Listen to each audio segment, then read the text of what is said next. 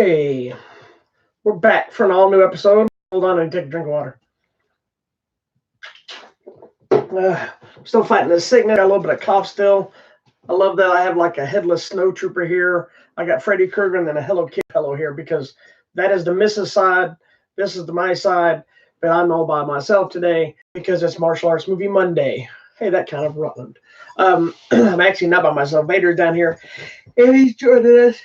Excuse me. Yeah, man, he'll plop in. He'll take place as my co-host today. If you ever been on this show before, we basically take a deep dive into my collection back here, grab out a karate movie, martial arts movie, dive into it. Some are old, some are new. Talk about the movie itself, any kind of fun facts about the movie, if the movie's good, if the movie's bad. Did it have any kind of impact on my own personal martial arts journey, as that's what I do for a living full-time outside of this stuff. And then we just have some fun. So before we do anything, don't forget, hit that subscribe button below. Make sure you give the subscriptions and you see all of our fun shows. The more subscribers we get here, the more people that go to our website at hollywoodmatrimony.com, the more fun free stuff we get to give you. We got like numerous contests up there today. I'll tell you a little bit about that in a minute. But today we're going to talk about the 1995 Jackie Chan film, Rumble in the Bronx. Okay. This is actually a very important film in Jackie Chan's career. The reason is, if you don't know this, prior to this film, Jackie Chan had been trying to break into Hollywood with different films. He was in Cannonball Run. He did a movie called The Protector with him and Danny Aiello and Bill Superfoot Wallace. He did a movie called The Big Brawl, which I think was also called Battle Creek Brawl. It's one of my favorites. None of them really ever took off.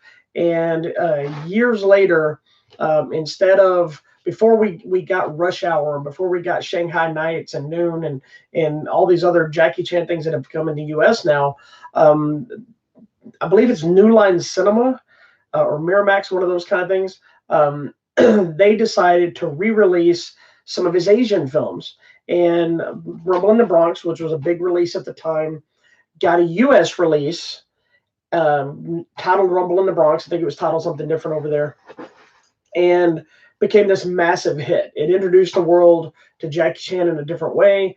It wasn't an American production. It wasn't normal Hollywood actors. It was Jackie Chan doing what Jackie Chan does and the way Jackie Chan does it. And this movie had a big explosion for the Jackie Chan success in the U.S. because then they started releasing different movies, retitling some of them. One of them, Super Cop, which I believe was one of the Super Cop was either one of the police stories, or I don't remember which one it is, but we got released as Super Cop. There was a Drunken Master, the release is Legend of the Drunken Master, which was another one that had a couple of parts to it. And all those became big hits. And then he started doing the American productions again and became just an international superstar here, even though he was well known to martial arts fans. I already knew him. I loved The Big Brawl. I loved The Protector. That's one of my favorite Jackie Chan movies of all time. We'll talk about it on the show at some point. And I watched a lot of these old movies, the police story movies, and a lot of the stuff that he did, Operation Condor, things like those movies. I loved all these movies. So when Rumble Bronx came here, of course, I was right at the theater. So I saw it in the theater when it came out. Let me tell you, this movie, as silly as some of the acting is, and it always seems to be when you have an Asian production, but you have a U.S. base, like U.S. actors, or, a U.S. locale, the U.S. English-speaking actors always seem to be off. They seem more cartoonish. I don't know if it's because of the way they suddenly project. I don't know if that's the way they're telling them to act, but they all just come off very silly. But this movie doesn't matter because the whole idea behind this movie is you watch Jackie Chan do what Jackie Chan does. There's some of the best fights he's done outside of Police Story, and they seem to be one after another. I rewatched it like I always do before this show, and it holds up just as good. I mean, obviously it's dated from the time that it was made, but it holds up great. If you've never seen Rumble in the Bronx, there's fights in a convenience store. There's fights in a pool hall type their club type things. There's a hovercraft. There's Lamborghinis with swords sticking out of them, and fighting hovercrafts. There's Jackie Chan getting run over by a hovercraft. There's just so many over the top insane stunts. And of course, everybody knows now. They didn't know as much then. This is one of the Billy advertisements on here. No fear, no stuntman, no equal, because this is when people started realizing Jackie Chan did his own stunts. And we all know that now. That's old news. But when this came out, a lot of the mainstream audience didn't know that because they didn't really know Jackie Chan as much here. Us that were fans, we already knew what to expect from him. And it was a little bit different, like I said, in his American productions, even Rush Hour and Shanghai Noon and Nights and all those things. Those movies still are a little different in the choreography and the way the fights are executed and the stunts are executed because of U.S. production. So they take some of that away from him. This one, he's all in. Fun facts is this one, there is a sequence where Jackie Chan, I believe, breaks his ankle jumping off of some kind of a platform onto, if I remember correctly, it's on like this pier. It's this concrete base on a pier. And you can see it in the movie. He lands, his ankle twists, and he kind of falls over. They keep it in the movie. And he had to do the rest of the movie with a cast on. And so they had put a sock over his leg and painted that sock to look like his tennis shoe on his other foot. And so he had to do a lot of the movie with this cast and this painted on tennis shoe that you don't notice as much if you don't know about it.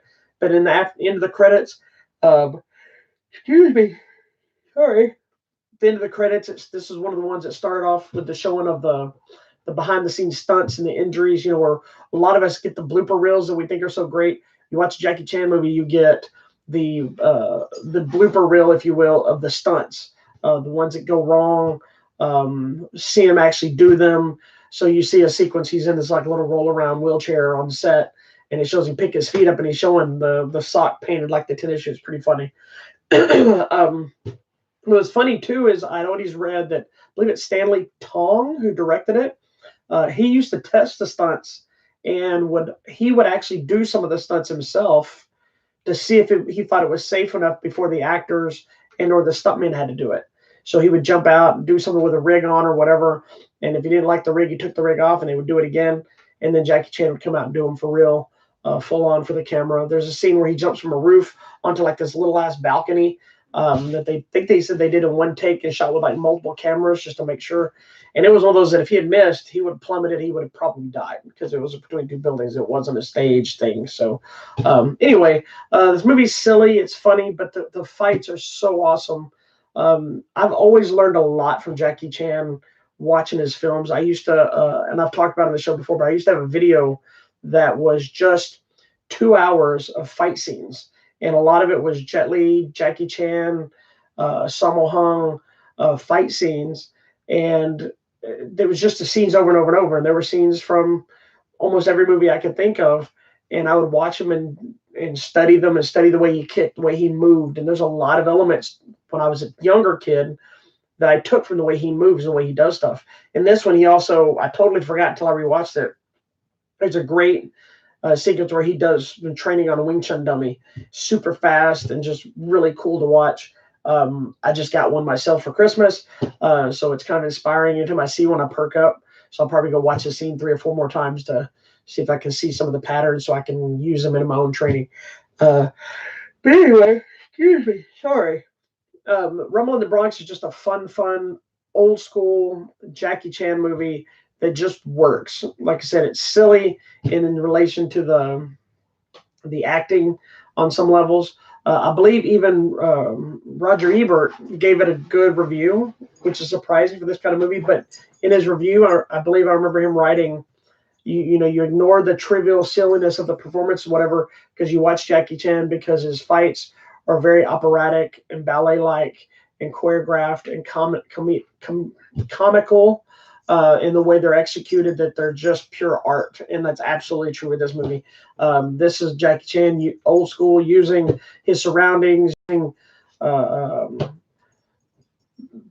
pieces of random metal in the frames in the alleyways, and using shopping carts and refrigerators and pool cues and car antennas and anything you can imagine to fight back with people. This also features a sequence. It's probably one of the bloodier Jackie Chan sequences, to my knowledge, at least in his older movies, because there's a scene where he's attacked by this gang. So a lot of the movie, he's fighting this gang. In the original Asian release, he's a cop that comes to a Hong Kong police officer that comes to America to help his uncle who's getting, or to attend his uncle's wedding. In the American release, they never mention his cop being a cop. Yet he gets involved with a jewelry heist and these gang members, and so there's these ruffian gang members that he fights through most of the movie before the jewel thieves and stuff aspects show up, and he kind of teams up with the thugs. But there's a scene where he's fought a couple of them, and they corner him in an alley, and in the alley they start throwing bottles at him, and they're using a baseball bat to knock the glass, and the glass is shattering all around him, hitting him in the face and the head and his body and the groin and his legs, and he's collapsing. His blood is everywhere, and he's just on the ground. It's not brutal from a standpoint of graphic, like gushing blood or anything gross, but it's a lot of visual blood, and it's kind of a sad moment because you're seeing Jackie Chan just be pummeled, and you kind of step back from kind of the silly fun of the fights and realize the brutality of what's actually happening. And I remember him talking about it in an interview or something, that he had been concerned with that scene because it was more bloody than he normally did. You know, he might have a bloody nose or a little bit of blood, but this was blood all over him and his clothes and his arms. And he was concerned that, you know, parents and people might not let their kids watch the film because it was too graphic. But it packs a punch that this movie needed, in my opinion, because the fights are so over the top in the choreography and the fun, despite being brutal fights. They're not bloody, and there's shootouts and explosions and stuff. But I think that brutality explains to you how much he's going through dealing with this gang. And one of the gang members, girl that he kind of becomes friends with, who doesn't know that she's this little boy's sister, and he's friends with the little boy, and it's got an impact of how she feels horrible about it. You know, so there's a whole element to it that's kind of important to the movie. But anyway, this movie didn't have as big of an impact on relation to my straight training any more than every other Jackie Chan movie to this day, where I watch him and I watch how he moves, I watch how he executes things, and it inspires me to move a certain way, to transition a certain way. But I will say this is going to affect my current training.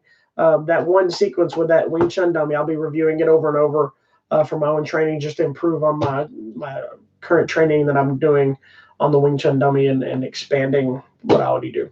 So anyway, that's today. 1995's Rumble in the Bronx. This was actually, I think, a copied version because I had the VHS, and when I shifted into all this stuff, a buddy of mine copied it for me. So this isn't the official release. It is a box cover of I think of a foreign release, but I'm pretty sure it's obviously on DVD. I don't know if they've released this one on Blu-ray or not. They might have. I need to get an updated copy because I need a good copy. The copy I have is a nice thing, but it's not good enough. I need a Blu-ray. I need Jackie Chan, all Jackie Chan Blu-ray. I have this cool set over here that I may bring in here and do it as a set one day, that Shout Factory released. There were double features, Jackie Chan double features. So it's like Police Story 1 and 2. One's I say it's The Protector and The Big Brawl, which are the two of my favorite. They were American ones. But anyway, we'll talk about those another day. Anyway, today, 1995, Rumble in the Bronx. It's a great Jackie Chan movie if you haven't seen it. It is the reason we have more Jackie Chan movies today, because of its success here in the U.S. and gets more bigger releases. So thank you, Rumble in the Bronx. Thank you, New Line, Miramax, whoever released it at that point. You changed all of our martial arts fan lives by giving us more Jackie Chan here in the U.S., and I'll be forever grateful, despite if it's Miramax, the people behind the scenes that did some shady business. But we won't talk about that because that's not what this show is about.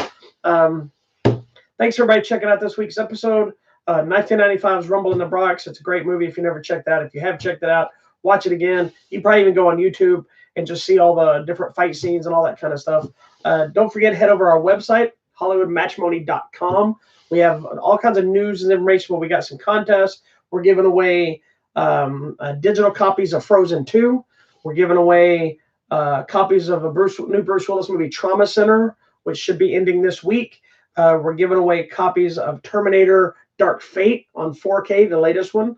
We're also going to be giving away a movie called White Snake, not about the band. It's an animated Asian folklore fantasy thing. We have a couple other things that are going to pop up here soon. So please go check out our website, HollywoodMatrimony.com. Don't forget to go to our Facebook page, Hollywood Matrimony, our Twitter page at Hollywood Matter, MATR, and our Instagram, Hollywood Matrimony. And again, don't forget to hit that subscribe button below here. Hit that little subscribe orb up here that's floating around most of the time. And as well, check out whatever trailer pops up. It probably was something that came up from the Super Bowl. And again, thank you. Don't forget, we'll be back tomorrow for an episode of TV Tuesdays, as well as back on Sunday for another episode of Hollywood Matrimony Live. And as always, make sure to keep your hands up and be kind to one each other. Peace out, ladies and germs. Whoa!